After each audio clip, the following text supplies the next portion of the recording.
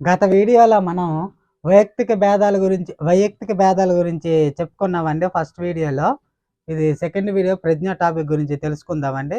ఈ ప్రజ్ఞ టాపిక్ మనకి టెట్లో కానీ డిఎస్సికి కానీ వివిధ మోడల్ వస్తాయండి. ఇప్పుడు మనం ఈ క్వశ్చన్లు వేరియేషన్ చూసుకుంటే మీకు ప్రజ్ఞ టాపిక్ గురించి సంపూర్ణంగా మీకు మంచి అవగాహన వస్తుందండి. ఫస్ట్ క్వశ్చన్ మనం గమనిద్దాం. ప్రజ్ఞ అనేది డాష్. ఒకటో ఆప్షన్ అభ్యాసన శక్తి, రెండో అభ్యాసన వ్యక్తుల మధ్య సంబంధాలు అర్థం చేసుకునే శక్తి, అలాగే మూడో ఆప్షన్ చూసుకున్నట్టయితే సర్దుబాటు చేసుకునే శక్తి, నాలుగో ఆప్షన్ చూసుకుంటే పైవన్నీ. అంటే మనం ప్రజ్ఞ అంటే సాధారణంగా మనం తెలివిగా ప్రవర్తించే సామర్థ్యాన్ని ప్రజ్ఞ అంటారండి. ఈ ప్రజ్ఞ సాధారణంగా వ్యక్తి జీవితంలో ఎదురయ్యే ఎలాంటి సమస్యనైనా తనకు తానుగా పరిష్కరించుకోగల సామర్థ్యాన్ని కలిగి ఉంటాడండి. దాన్నే మనం ఏమంటారు, సహజ అంతర్గత శక్తినే మనం ప్రజ్ఞ అంటారండి. అయితే మనకి సాధారణంగా ప్రజ్ఞ అంటే ఏటి అభ్యాసన శక్తి ఉంటుంది, అలాగే వ్యక్తుల మధ్య సంబంధాలు అర్థం చేసుకునే శక్తి ఉంటుంది, అలాగే మూడో ఆప్షన్ చూసుకున్నట్టు సర్దుబాటు చేసుకునే శక్తి ఉంటుంది మనకి ప్రజ్ఞలో. అంటే మనకు ఫస్ట్ క్వశ్చన్ గమనించినట్లయితే ఈ ఆప్షన్ 4 కూడా సరైన వివరణ అండి. అలాగే మన రెండో క్వశ్చన్ గమనించినట్లయితే కింది వాటిలో ప్రజ్ఞా లక్షణాలను గుర్తించండి. ఫస్ట్ ఆప్షన్ గమనించినట్లయితే జాతి, మతం, లింగ భేదాలు ప్రజ్ఞకు లేవు. రెండో ఆప్షన్ గమనించినట్లయితే ప్రజ్ఞ వ్యక్తులందరిలో ఒకేలాగా ఉండదు. మూడో ఆప్షన్ గమనించినట్లయితే అనువంశికత ప్రభావం ప్రజ్ఞపై ఎక్కువగా ఉంటుంది. మీరు క్వశ్చన్ గమనించినట్లయితే ప్రజ్ఞా లక్షణాలు మనం గమనించినట్లయితే సాధారణంగా ప్రజ్ఞ అనేది వ్యక్తులందరిలో ఒకే విధంగా ఉండదు. అలాగే దీని ప్రజ్ఞపై ఎక్కువ అనువంశికత ప్రభావం ఉంటుందండి.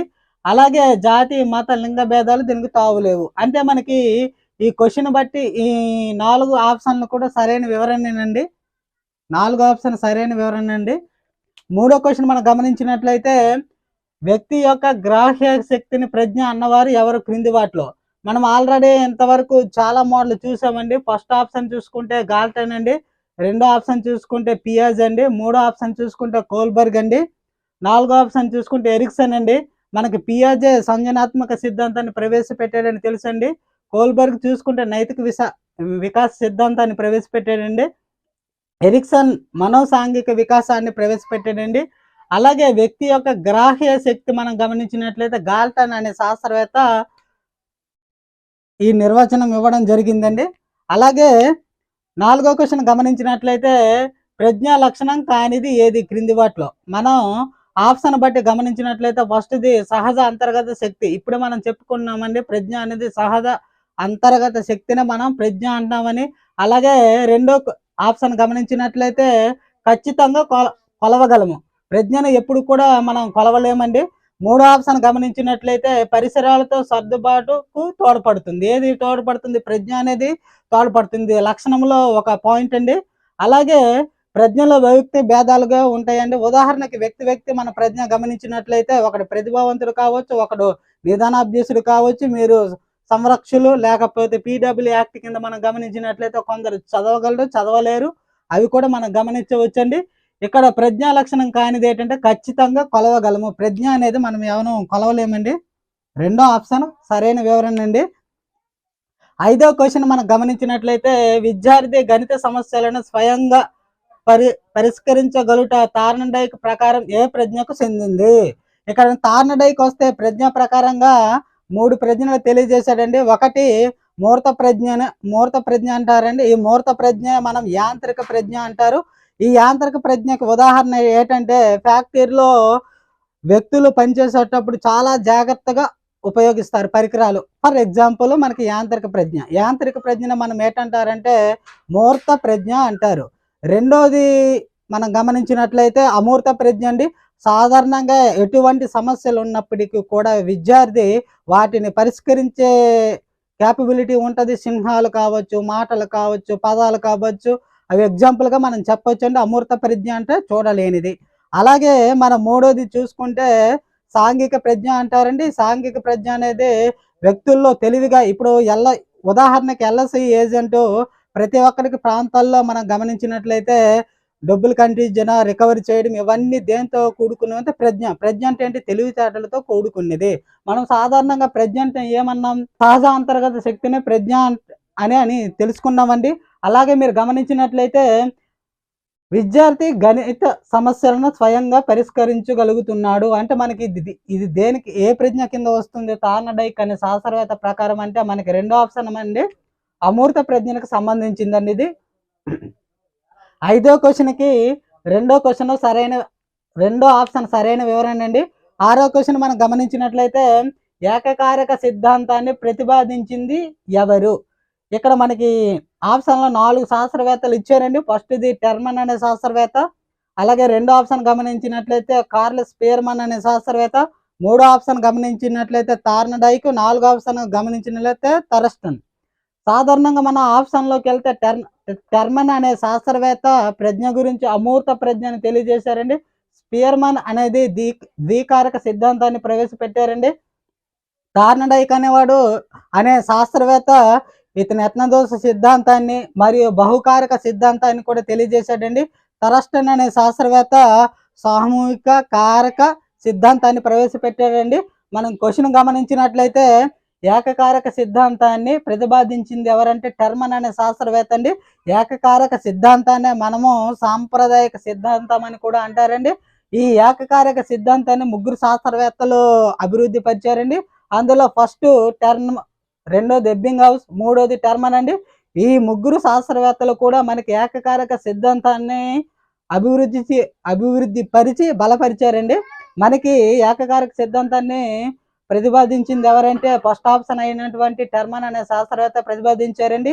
అలాగే మన 7వ క్వశ్చన్ గమనించినట్లయితే ద్వికారక సిద్ధాంతమును ప్రతిపాదించినది ఎవరు?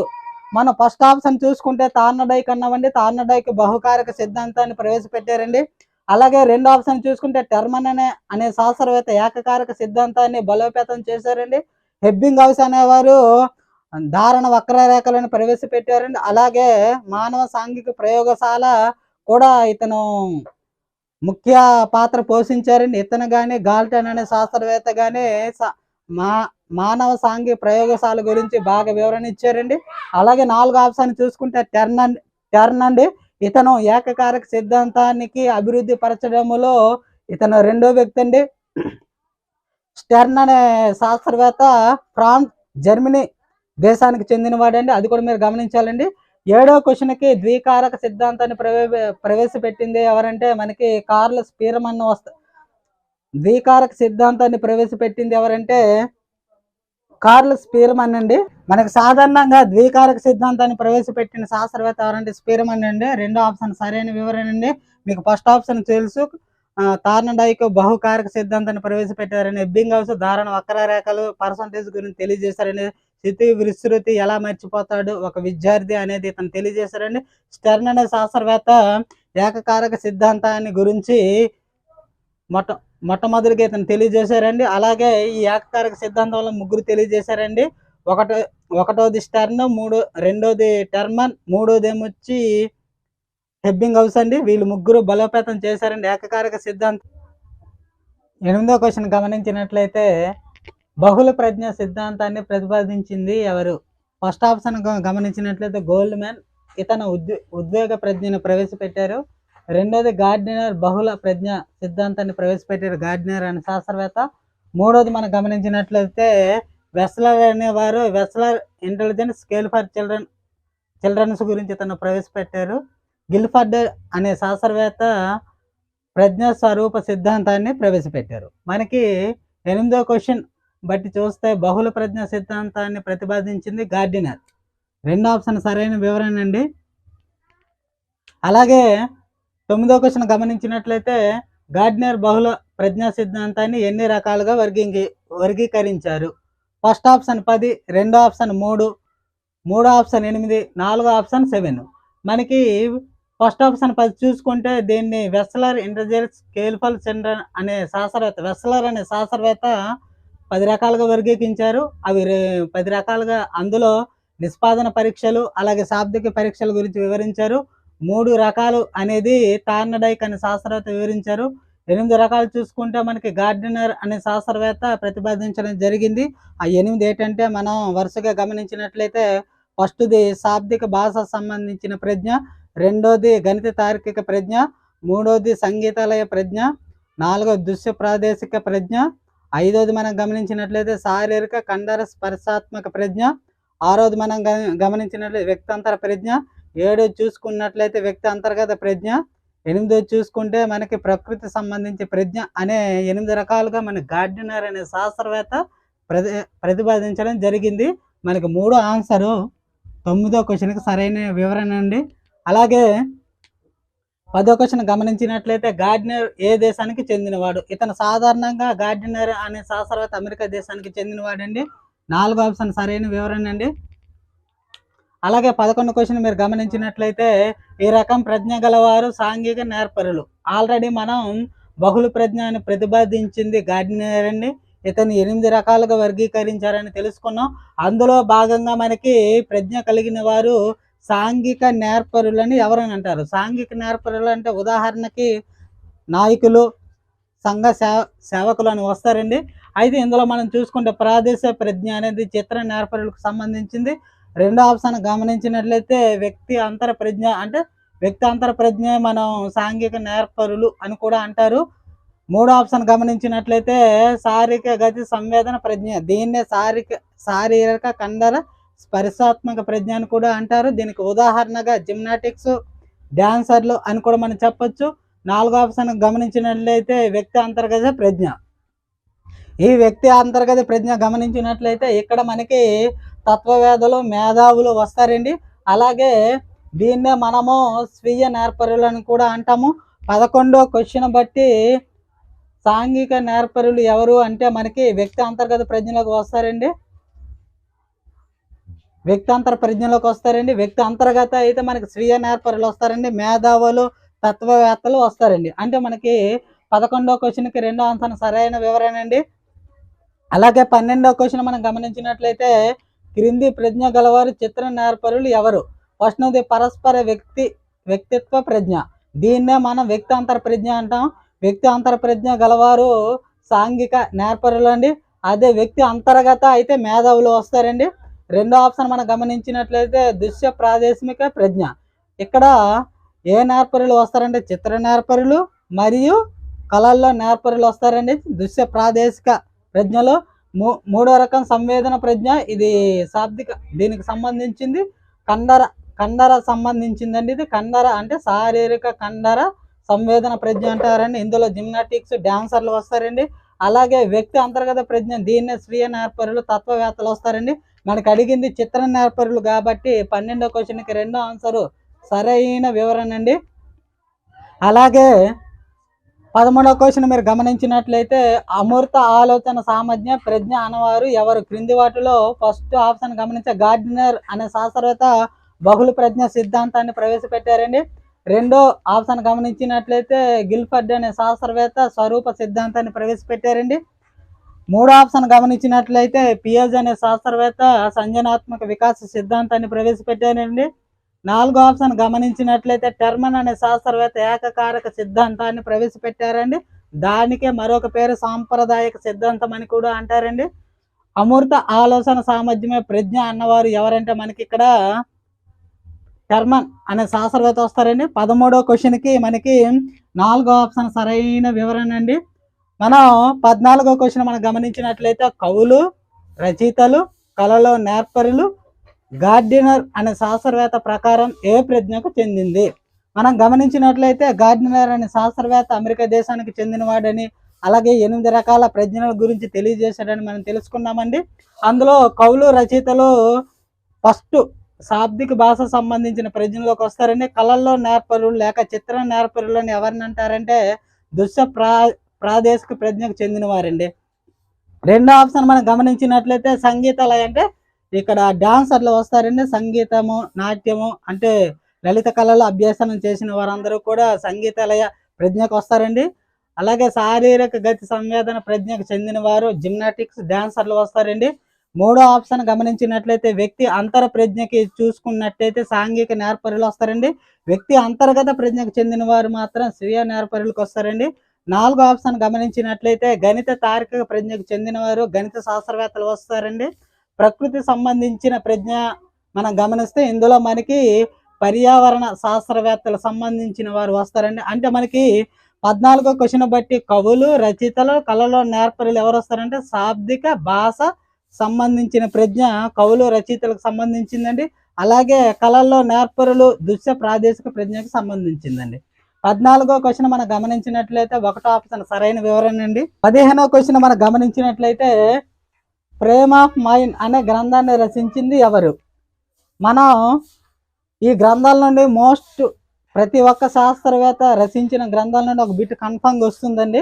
మనం ఫస్ట్ ఆప్షన్ గమనించినట్లయితే వైగిటోస్కీ అనే శాస్త్రవేత్త సాంఘిక సాంస్కృతిక సిద్ధాంతాన్ని, నిర్మాణాత్మక సిద్ధాంతాన్ని ప్రవేశపెట్టారండి. ఇతనే జడ్పీటీ ఎంకోఓ కూడా తెలియజేశారు. జడ్పీటీ అంటే జోన్ ఆఫ్ ప్రోగ్జమల్ డెవలప్మెంట్ అండి. రెండోది ఎంకోఓ అని కూడా తెలియజేశారండి. మెంటల్ నాలెడ్జ్ అదర్స్ అనేది కూడా ఇతను తెలియజేశారండి వైగిటోస్కీ శాస్త్రవేత్త. రెండోది మనం గమనించినట్లయితే గార్డినర్ అనే బహుళ ప్రజ్ఞా సిద్ధాంతాన్ని ప్రవేశపెట్టారండి. అలాగే టెట్ అనేవారు మనకి ముర్రే మోర్గన్ తెలియజేశారు. టెట్ థిమాటిక్ ఎప్సన్ టెస్ట్ అనేది మనకి ప్రక్షేపక పరీక్షలు, అప్రక్షేపక పరీక్షల్లో వస్తుందండి. 4వ ఉన్నట్టయితే డిఫరెన్షియల్ యాప్టిట్యూడ్ టెస్ట్ బ్యాటరీ, ఇది మనకి భేదాత్మక సహజ సామర్థ్య పరీక్షలు 8 ఉంటాయండి. ఇందులోన ఇవి యాంత్రిక ప్రజ్ఞ, సామాజిక ప్రజ్ఞ ఇలాంటి రకాలు మనకి వస్తూ ఉంటే ప్రాదేశిక సంబంధాలు మొదలగునవి ఈ బ్యాటరీ పరీక్షల్లో మనకు వస్తాయండి. ఓవరాల్గా మనకు చూసుకుంటే 15వ క్వశ్చన్కి ఫ్రేమ్ ఆఫ్ మైండ్ అనేది గ్రంథ రచయిత ఎవరంటే గార్డినర్ అనే శాస్త్రవేత్త అండి. 2వ ఆప్షన్ సరైన వివరణ అండి. 16వ క్వశ్చన్ మనం గమనించినట్లయితే మానసిక వయసు అను భావనను ప్రతిపాదించినది ఎవరు? ఫస్ట్ ఆప్షన్ మనం గమనించినట్లయితే కోల్బర్గ్, ఇతను నైతిక వికాస సిద్ధాంతాన్ని ప్రతిపాదించారు. అలాగే బండూర్ అనే శాస్త్రవేత్త సాంఘిక అభ్యాసన సిద్ధాంతాన్ని ప్రవేశపెట్టారు. 3వ ఆప్షన్ మనం గమనించినట్లయితే బినే అనే శాస్త్రవేత్త మనకి మానసిక వయసు గురించి తెలియజేశారు. అలాగే స్టెర్న్ అనే శాస్త్రవేత్త ప్రజ్ఞ లబ్ధి గురించి తెలియజేశారు. మనకి మానసిక అంశాల గురించి మనకు తెలుసు, చింతన, ఆలోచన, సమస్య పరిష్కారం, అలాగే వివేచన అని మనం ఫస్ట్ టాపిక్లో శిశు వికాసంలో తెలుసుకున్నాం. ఇక్కడ మానసిక వయస్సు గురించి తెలియజేసింది మాత్రము స్టెర్న్ అనే శాస్త్రవేత్త తెలియజేశారండి. మనం బాగా గమనించుకోవాలి. అయితే బినే అనేవారు అతను ఏంటంటే మనకి ఫాదర్ ఆఫ్ టెస్ట్ ఇంటెలిజెంట్గా మనం చెప్తామండి బినే అని. 4వ ఆప్షన్ సరైన వివరణ అండి. అలాగే 17వ క్వశ్చన్ మనం గమనించినట్లయితే ప్రజ్ఞాలబ్ధి అనే భావనను తొలిసారిగా ప్రవేశపెట్టింది ఎవరు? ఫస్ట్ ఆప్షన్ మనం చూసుకుంటే స్టెర్న్ అనే శాస్త్రవేత్త, 2వ ఆప్షన్ చూసుకుంటే గార్డినర్ అనే శాస్త్రవేత్త, 3వ ఆప్షన్ చూసుకుంటే బింగ్హౌస్, అలాగే 4వ ఆప్షన్ చూసుకుంటే టెర్మన్ అనే శాస్త్రవేత్త. అంటే ప్రజ్ఞాలబ్ధి అనే భావనను తొలిసారిగా ప్రవేశపెట్టింది స్టెర్న్ అనే శాస్త్రవేత్త అండి. దానికి బలోపేతం చేసింది మాత్రం టెర్మన్ అనే శాస్త్రవేత్త. గార్డినర్ అనే శాస్త్రవేత్త మనకి బహుళ ప్రజ్ఞ సిద్ధాంతాన్ని ప్రవేశపెట్టారండి. ఎబ్బింగ్హౌస్ అనే శాస్త్రవేత్త మనకి ధారణ వక్రరేఖల గురించి తెలియజేశారండి. మనకి 17వ క్వశ్చన్ మనం గమనించినట్లయితే ప్రజ్ఞాలబ్ధి అనే భావనను తొలిసారిగా ప్రవేశపెట్టింది స్టెర్న్ అనే శాస్త్రవేత్త. మనకి 1వ ఆప్షన్ సరైన వివరణ అండి. అలాగే 18వ క్వశ్చన్ మనం గమనించినట్లయితే ప్రజ్ఞాలబ్ధి అనగా డాష్. ఫస్ట్ ఆప్షన్ మీరు గమనించినట్లయితే శారీరక వయసు ప్లస్ మానసిక వయసు. మనకి ప్రజ్ఞాలబ్ధి అనేది దీని గురించి బలపరిచింది 2 శాస్త్రవేత్తలండి. ఫస్ట్ది స్టెర్న్, రెండోది టెర్మన్ అనే శాస్త్రవేత్త బలపరిచారండి. మనం శారీరక వయసు గురించి కానీ మానసిక వయసు గురించి కానీ తెలియజేసింది ప్రజ్ఞాలబ్ధి అనే బలపరిచిన శాస్త్రవేత్తలు తెలియజేశారండి. కాకపోతే ఇక్కడ శారీరక వయసు మానసిక వయసు అనేది వరుస ఆర్డర్ మనం చూసుకుంటే ప్రజ్ఞాలబ్ధి అంటే ఏంటంటే మానసిక వయసు మరియు శారీరక వయసు నిష్పత్తినే మనం ఏమంటారు ప్రజ్ఞాలబ్ధి అంటారు. ఈ ప్రజ్ఞాలబ్ధిని మనం ఎంత పర్సంటేజ్ తెలియజేస్తామంటే 100%, 100%తో మనం తెలియజేస్తామండి. ప్రజ్ఞాలబ్ధి అనేది సాధారణంగా మనకి మానసిక వయసు ప్లస్ శారీరక వయసు నిష్పత్తి అనేది మనం తెలియజేస్తుందండి. ఫర్ ఎగ్జాంపుల్గా మనం 3వ ఆప్షన్ సరైన వివరండి. అలాగే మనం ఈ క్వశ్చన్లో 18 క్వశ్చన్ల ఆప్షన్లు గమనించినట్లయితే వయసు ప్లస్ పరిణితి. వయసు అనేది మనకి పెరుగుతున్న వయసు అంటే బాల్యము నుండి మరణంత వరకు మనం గమనించినట్లయితే వయసు అనేది పెరుగుతూ ఉంటుందండి. అలాగే పరిణితి అంటే ఏంటంటే అనువంశికతంగా జరిగేదండి, అంతర్గతంగా జరిగేది, జన్మతః వచ్చేదాన్ని పరిణితి అంటారు. అలాగే మనకి మూడో ఆప్షన్ మనం అనుకున్న మానసిక వయసు, శారీరక వయసు నిష్పత్తినే మనం ఏంటంటారు ప్రజ్ఞాలబ్ధి అంటారు. దీన్ని బలపరిచిన ఇద్దరు శాస్త్రవేత్తలు ఎవరంటే ఒకటి స్టెర్న్ అనే శాస్త్రవేత్త, రెండోది టెర్మన్. అలాగే వికాసం ప్లస్ పెరుగుదల ఇది మనకి ఫస్ట్ శిశు వికాసంలో వస్తుందండి. వికాసం అంటే గుణాత్మకమైన మార్పు అండి, పెరుగుదల అనేది పరిమాణాత్మక మార్పు అండి. ఈ రెండు కూడా శిశు వికాసంలో జరుగుతాయండి. మనకి ప్రజ్ఞాలబ్ధి 18వ క్వశ్చన్కి ఆన్సర్ మూడో ఆప్షన్ సరైన వివరణ అండి. అలాగే 19వ క్వశ్చన్ మీరు గమనించినట్లయితే ప్రజ్ఞాలబ్ధి యొక్క సూత్రం ఏంటి మనం గుర్తించుకుంటే, మనం ప్రజ్ఞాలబ్ధి అంటే ఏంటని చెప్పుకున్నాం ఆల్రెడీ, మానసిక వయస్సు మరియు శారీరక వయస్సు నిష్పత్తినే మనం ప్రజ్ఞాలబ్ధి అని చెప్పుకున్నామండి. దానికి సూత్ర రూపంలో మీరు గమనించినట్లయితే ఐక్యూ అంటే ఇంటెలిజెంట్ కోషెంట్ అని అంటారండి. ఈ ఐక్యూ ఎంత ఉందో మనం ప్రజ్ఞాలబ్ధి మనం గమనించినట్లయితే MA/CA × 100 అనేది నిష్పత్తి పర్సంటేజ్కి సంబంధించిందండి. MA అంటే మెంటల్ ఏజ్, ఇది మానసిక వయసుకు సంబంధించిందండి. CA అనేది క్రోనికల్ ఏజ్ అంటే శారీరక వయసుకు సంబంధించిందండి. మనకి ప్రజ్ఞాలబ్ధి సూత్రం గమనించినట్లయితే IQ is equal to mental age by శారీరక వయసు × 100తో మనం గుర్తిస్తామండి. ఫస్ట్ ఆప్షన్ గమనించినట్లయితే ప్రజ్ఞా సూత్రం ఏంటంటే ఐక్యూ ఈజ్ ఈక్వల్ టు మానసిక వయసు బై శారీరక వయసు × 100 అండి. అదే రెండో ఆప్షన్ మనం గమనించినట్లయితే ఇక్కడ చూడండి మీరు, ఐక్యూ ఈజ్ ఈక్వల్ శారీరక వయసు మానసిక వయసు. రూల్గా మనం సూత్రంలో ఏం చెప్పుకున్నాం, మానసిక వయసు బై శారీరక వయసు. ఇది రెండో ఆప్షన్ కాదండి. మూడో ఆప్షన్ గమనించండి, IQ is equal CA × MA/100. ఇది కూడా కాదండి. ఇక్కడ ఏంటి ఇచ్చారంటే శారీరక వయసు ఇంటూ మానసిక వయసు ఇచ్చారండి, ఇది కూడా కాదండి. నాలుగో ఆప్షన్ మీరు గమనించినట్లయితే CA ప్లస్ అన్నాడండి, శారీరక వయసు ప్లస్ మానసిక వయసు అన్నాడండి, ఇది కూడా కాదు. మనకి 19వ క్వశ్చన్కి సరైన వివరణ ఏంటంటే 1వ క్వశ్చన్ సరైన ఆన్సర్ అండి. ఎప్పుడు కూడా ప్రజ్ఞాలబ్ధి మనం తెలుసుకునేటప్పుడు కూడా మానసిక వయసు బై శారీరక వయసు × 100తో మనం భాగిస్తామండి, అది గుర్తుంచుకోవాలండి. 20వ క్వశ్చన్ మనం గమనించినట్లయితే క్రింది వాటిలో మూడులు ప్రజ్ఞాలబ్ధి సుమారు ఎంత? మనం గమనించినట్లయితే ఈ మూడులకే మరో పేరు సంరక్షకులు అంటారండి. వీళ్ళు ప్రజ్ఞాలబ్ధి వర్గీకరణ ప్రకారం వీళ్ళకి మూడులు అనే పర్సంటేజ్ మన ప్రజ్ఞాలబ్ధి మనం గుణించినట్లయితే, ప్రజ్ఞాలబ్ధి అంటే ఏంటి, మానసిక వయసు మరియు శారీరక వయసు బై 100 అంటే 100తో గుణిస్తాం. 100తో గుణించేటప్పుడు మనకు పర్సంటేజ్ వచ్చేటప్పుడు ఈ సంరక్షకుల ప్రజ్ఞాలబ్ధి మనం గమనించినట్లయితే మనకి ఎంత ఉంటుందంటే సుమారుగా 20 నుండి 25 ఉంటుందండి. మన ఆప్షన్లో 4 ఆప్షన్లో ఉందండి. ఫస్ట్ ఆప్షన్ 50 నుండి 70 అనేది సాధారణంగా అల్ప బుద్ధిమాంద్యులు తెలివి తక్కువ వారి మధ్యలో ఉంటుందండి. అలాగే 90 నుండి 100 మనం గమనించినట్లయితే సగటు ప్రజ్ఞావంతులు ఉంటుందండి వర్గీకరణలో. మూడో ఆప్షన్ గమనించినట్లయితే 140 పైన ప్రజ్ఞావంతులకు ఉంటుందండి. మనకి క్వశ్చన్లో క్రింది వాటిలో మూడులు ప్రజ్ఞాలబ్ధి సుమారు ఎంత అన్నారంటే రూల్గా ఇది 29 మధ్యలో ఉంటుందండి. 20 నుండి 25 సరైన వివరణ అండి, మీరు గమనించుకోవాలండి. క్రింది వాటిలో మూడులు ప్రజ్ఞాలబ్ధి సుమారు 20 నుండి 25 అండి. అలాగే 21వ క్వశ్చన్ మనం గమనించినట్లయితే క్రింది వాటిలో ప్రతిభావంతుల ప్రజ్ఞాలబ్ధి సుమారు, మీరు గమనించినట్లయితే 90 నుండి 110 సరైన వివరణ అండి. ఒకటో ఆప్షన్ సరైన వివరణ అండి. అలాగే మూడు ఆప్షన్లు కూడా మనం గమనించినట్లయితే 120 నుండి 130 మనం గమనించినట్లయితే అత్యున్నత ప్రజ్ఞావంతులు అండి. ఇది 120 అంటే సాధారణంగా సగటు ప్రజ్ఞావంతుల మధ్యలో వస్తుందండి. అలాగే నాలుగో ఆప్షన్ గమనించినట్లయితే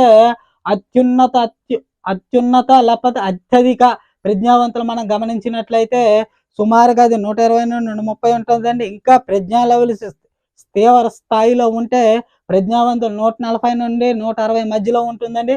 మనకి క్రింది వాటిలో ప్రతిభావంతులు ప్రజ్ఞాలబ్ధి సుమారుగా ప్రతిభావంతులు అన్నారు కాబట్టి అండి ఇక్కడ మనకి 140 నుండి 160 వస్తుందండి.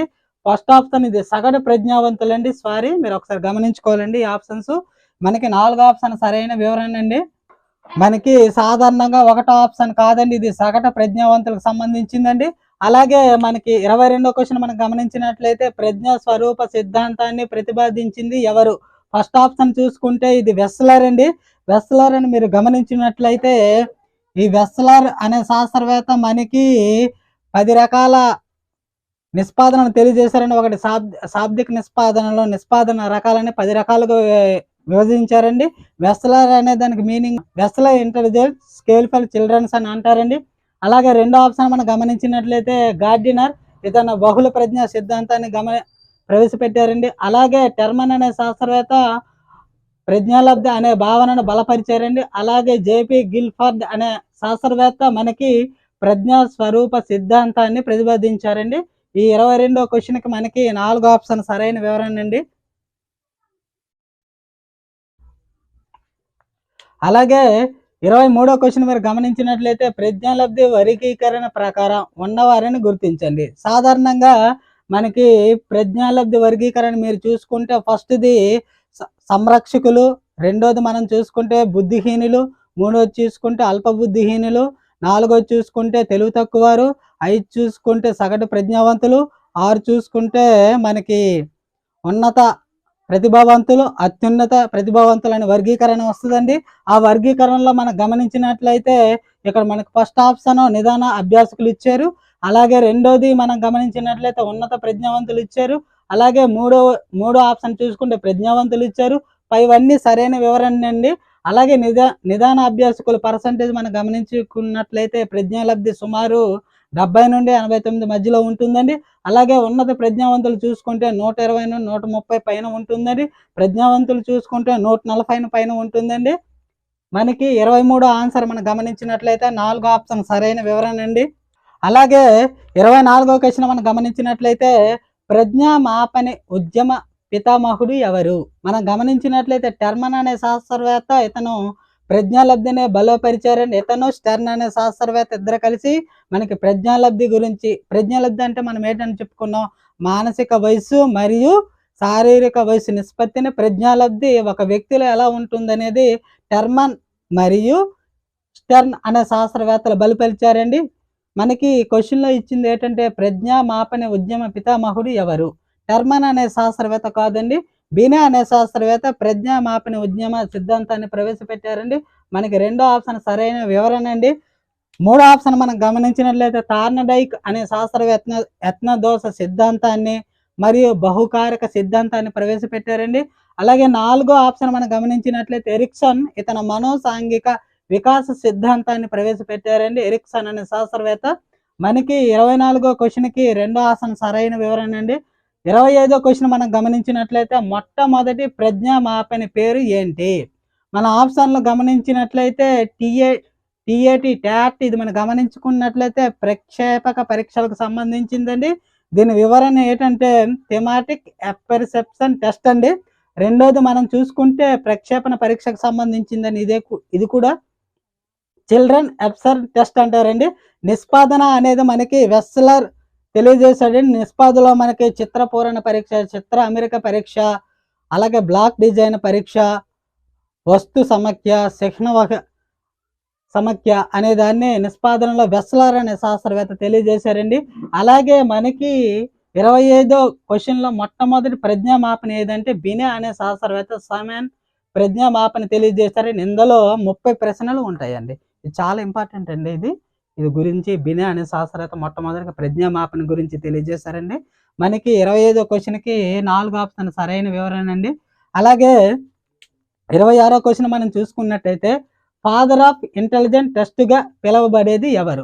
బినే అండి. ఆన్సర్ బినే అనే శాస్త్రవేత్త. టెర్మన్ అనేవారు అమూర్త ప్రజ్ఞ గురించి తెలియజేశారు.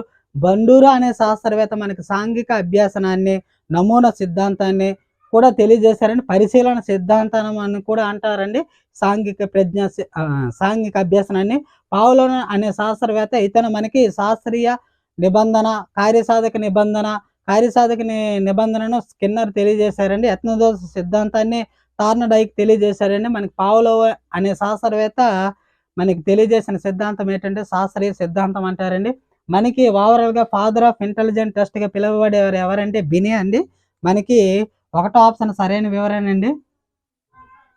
అలాగే 27వ క్వశ్చన్ మనం గమనించినట్లయితే ప్రతిభావంతులను గుర్తించే పరీక్షలు ఏంటి? సాధారణంగా మనకి ప్రతిభావంతులు గుర్తించే పరీక్షలు చాలా ఉన్నాయండి. మనకి పీడబ్ల్యూడీ యాక్ట్ కింద మనం చూసుకుంటే personal with development child rights మనం తీసుకుంటే వికలాంగులకి వేరే పరీక్షలు ఉంటాయండి. అది అంటే లిపి వేరే ఉంటుందండి. అదే ప్రతిభావంతులకి, నిజాన అభ్యాసకులకి, అత్యున్నత ప్రజ్ఞావంతులకి, ఉన్నత ప్రజ్ఞావంతులకి వేరే పరీక్షలు ఉంటాయి. అందులోన మన ఈ ఆప్షన్లో మనం గమనించినట్లు అసలు ప్రతిభావంతులు గుర్తించే పరీక్షలు ఏంటనేది మనకి తెలిసిపోతుందని. ఫస్ట్ది ఆలోచన అంటే చింతన అండి. చింతన నుండి కలిగే సామర్థ్యాన్ని మనం ఆలోచన అంటారండి. ఆలోచన రకాలు ఆల్రెడీ మనం చెప్పుకున్నామండి. మూర్త ఆలోచన, అమూర్త ఆలోచన, విభిన్న ఆలోచన, సంసర్గ ఆలోచన అని మనం రకరకాలుగా ఆలోచనలు తెలుసుకున్నామండి. ఇది న్యూ చాప్టర్ అని గుర్తించాలి. వికాసం అనేది గుణాత్మక మార్పు అండి. ప్రజ్ఞా పరీక్షలు మనకి ఒక ప్రజ్ఞావంతునికి మనము టెస్ట్ చేయాలంటే కంపల్సరిగా మనకేముండాలి? ప్రజ్ఞా పరీక్షలు ఉండాలండి. మనకి సాధారణంగా మాపడం చేయడానికి మనది ప్రజ్ఞా పరీక్షలు ఉన్నాయండి.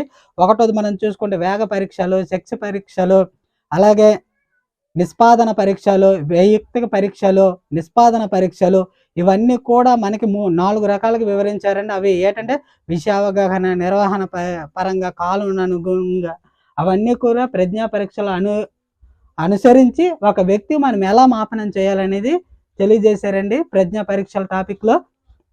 అలాగే 4 ఆప్షన్ గమనించినట్లయితే ప్రజ్ఞాలబ్ధి అండి. ప్రజ్ఞాలబ్ధి అంటే మీకు ఆల్రెడీ తెలుసండి. ఐక్యూ ఈక్వల్ MA/CA/100 అండి. ఇది మానసిక వయసు బై శారీరక వయసు ఇంటూ 100 అండి. మీరు గమనించుకోవాలి. ప్రజ్ఞావంతులు గుర్తించే పరీక్షలు ఏంటంటే మనకి ప్రజ్ఞా పరీక్షలు అండి.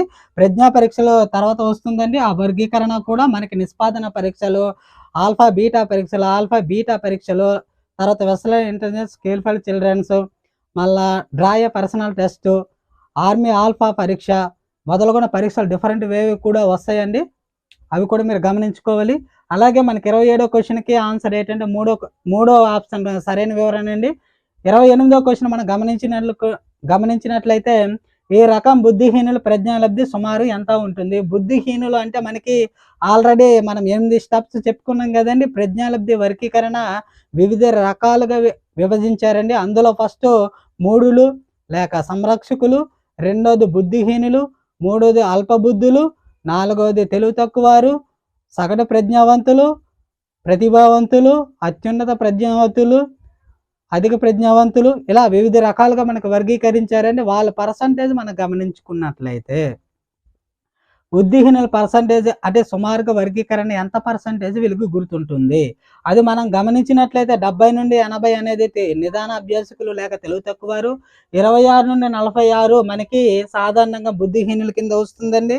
ఇది మన 28వ క్వశ్చన్ మనకి రెండో ఆప్షన్ సరైన వివరండి. సాధారణంగా ఇక్కడ మనకి ఎగ్జామ్లో ప్యాటర్న్లో చూసుకుంటే ఇక్కడ 20 నుండి 50 ఇవ్వచ్చు, లేకపోతే 30 నుండి 50 ఇవ్వచ్చు. బిలో క్వశ్చన్లో మనం గమనించినట్లయితే 60 లోన అని కూడా మనకి ఇవ్వచ్చు. అది మీరు గమనించుకోవాలి అభ్యర్థులు.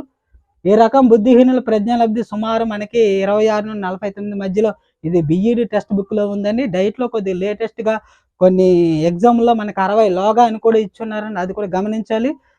25 లోపు ఉన్న వాళ్ళు మూఢులు లేక సంరక్షకులు అంటారండి. 160 పైగా ఉన్నవారినే ప్రతిభావంతులు, పైగా ఉన్నవారు అత్యున్నత ప్రతిభావంతులు అని కూడా అంటారండి.